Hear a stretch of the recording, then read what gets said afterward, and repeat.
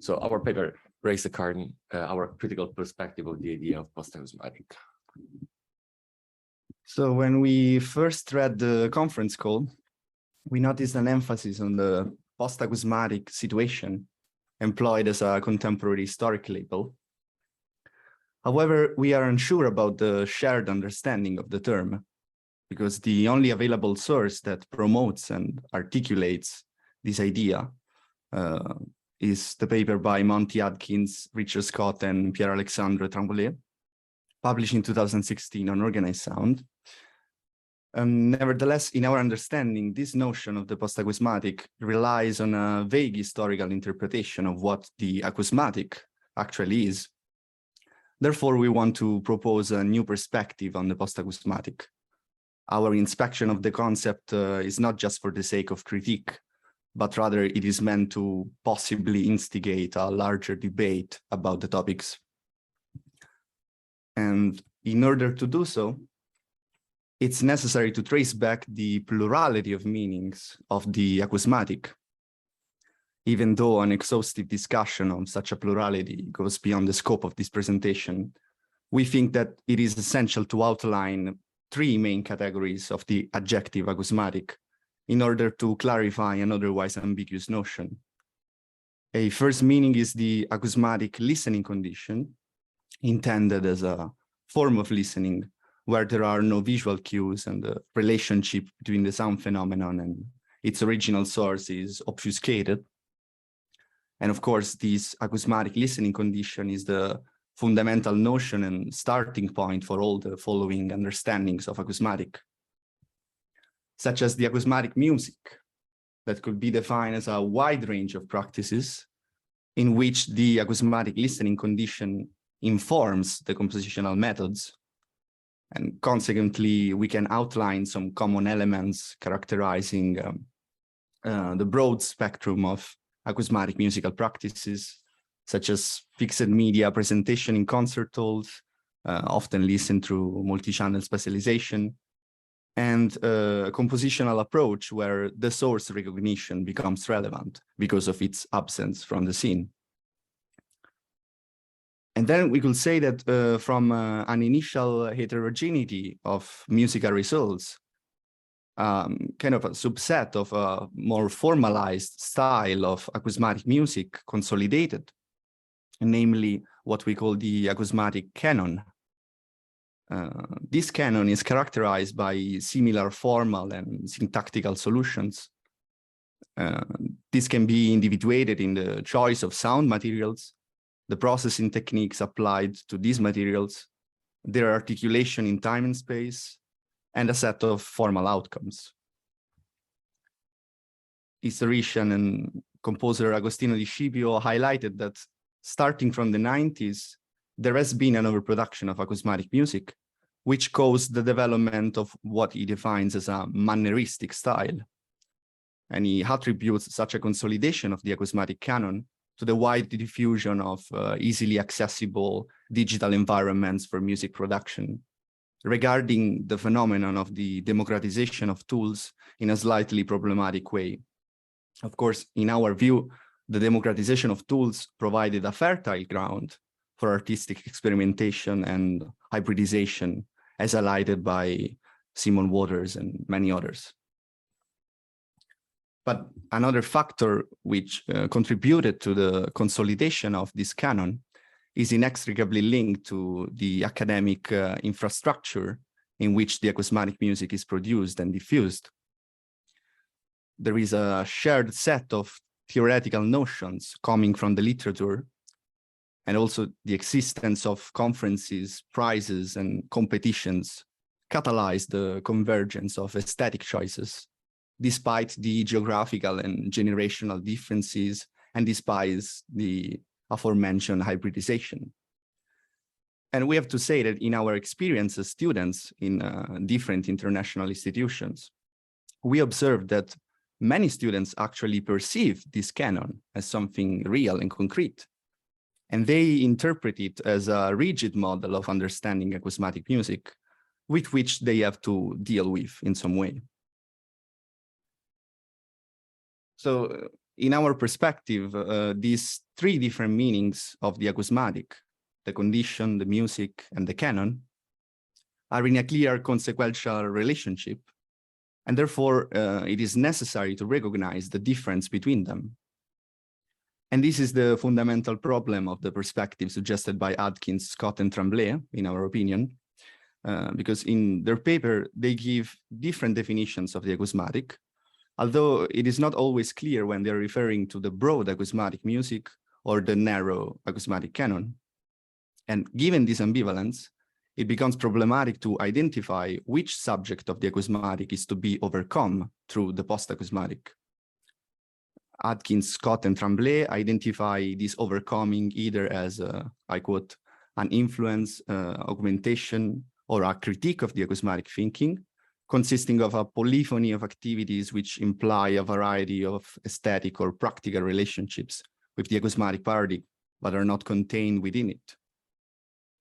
And they argue that such a polyphony of activities is supposed to be formed by nodes of divergence from acousmatic music through different conceptions of time, pitch, modes of presentation, aesthetics, or form. And beside our concern about the separation between or distinction between acousmatic music and canon, such nodes of divergence that Adkins, Scott, and Tremblay presented seem to already be contained within the spectrum of acousmatic practices, even before the canon consolidated. Take, for example, the node of time as a periodic pulse, which, as shown by Manuela Blackburn, has always been a relevant feature of Latin American electroacoustic music, or the node of contrast between hi-fi and lo-fi sonic production. We have to say that in the tape music media, saturation has often been used as an expressive mean. A first instance can be traced in Musique Promenade by Luc Ferrari, as discussed by Simon Emerson.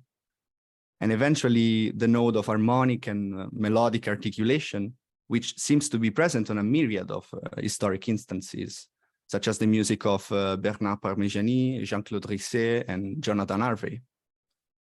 And then discussing the node of development of textures extended through time, Adkins, Scott, and Tremblay already mentioned examples of this tendency in traditional acousmatic music, such as François Bell's temporal dimensions and Elian Radig's drone music. So the distinction between acousmatic and post-acousmatic historically becomes blurred, because how can the post be contained within the acousmatic itself? So in the light of these critical aspects, it seems that the notion of post-acousmatic, as proposed by Adkins, Scott, and Tremblay, will not constitute a historically coherent category. So, given the problematic approaches in defining acousmatic music, we suggest that the post-acousmatic should be employed to address those artworks which rely upon a multisensory mode of presentation.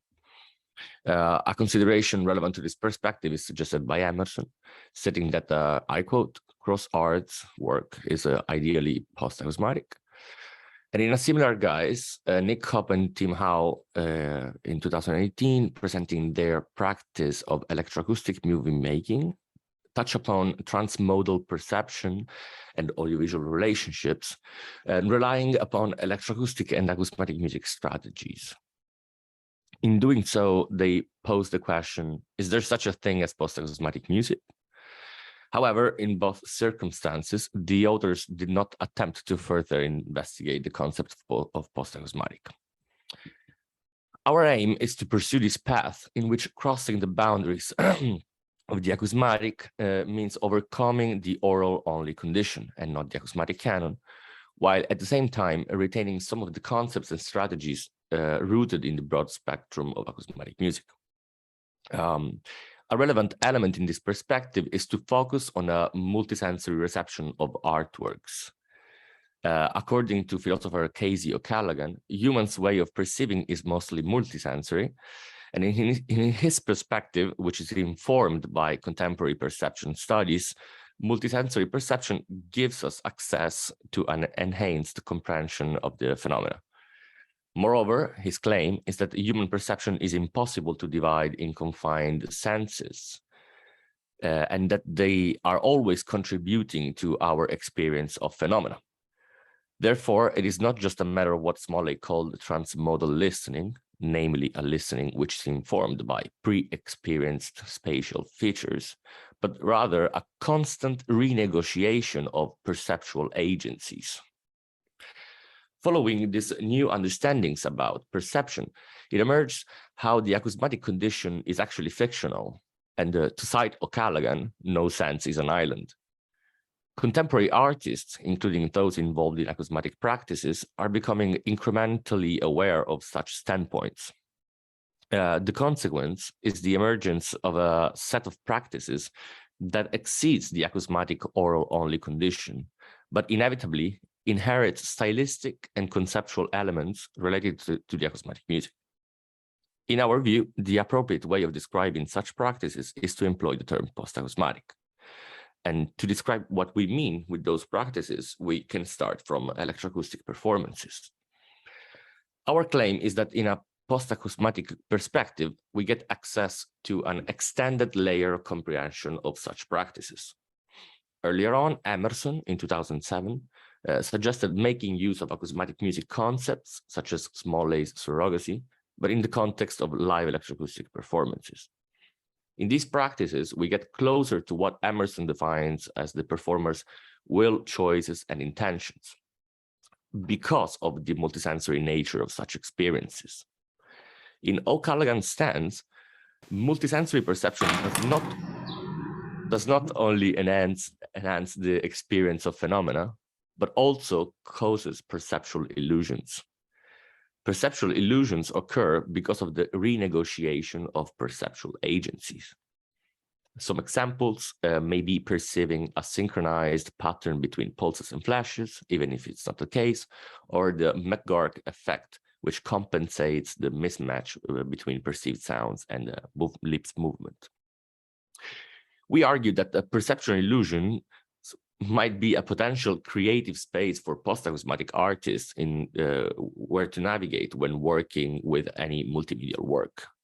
Multimedial, in this case, is intended in its broadest meaning, where the artwork is appreciated through different senses. Post-acousmatic contexts, then, are not limited strictly to musical one, but also different types of artworks. Just to name a few, live performances, like the performative works of Lionel Marchetti and Jérôme Nottinger, or Otomo Yoshide, performative works with vinyls, or Rodrigo Costanzo, Kaizo Snare. And besides that, audiovisual works, like the aforementioned electroacoustic movie making of Nick Kopp and Tim Howell, or granular audiovisual compositions by Fabio Scacchioli and Vincenzo Core.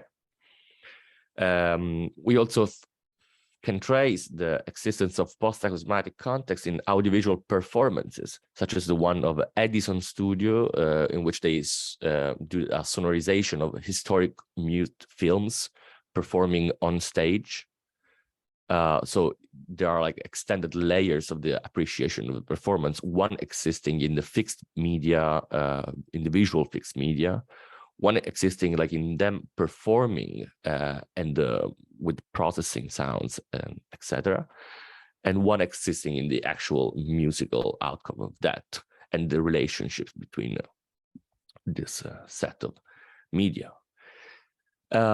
We believe that like installation could be also framed as a post-acousmatic, and some examples are like the Forest of Sounds in CeReNeM in Stockholm, where visitors can basically interact with a string, and this string will give like a different response according to the interaction, and it's mostly relying on recorded material. We also think sound art could be a post-acousmatic framework, like Nicolas Bernier, L'usure du clocher, and many other examples.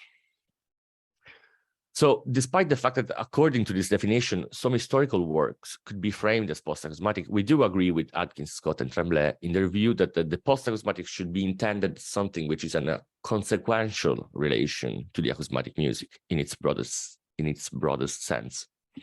For this reason, works such as composition for instruments and electronics or many Cagean experimental works would not fit in the Schaefferian heritage.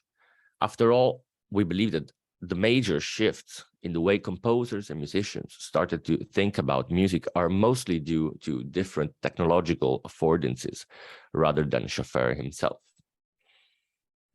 So in conclusion, given the problematic approaches outlined in this presentation, we would like to encourage a debate with the aim of rethinking and reframing what the term acousmatic exactly designates and aesthetics that are contained, in which aesthetics are contained within its paradigm, in order to dissolve any ambiguity in defining what goes beyond it.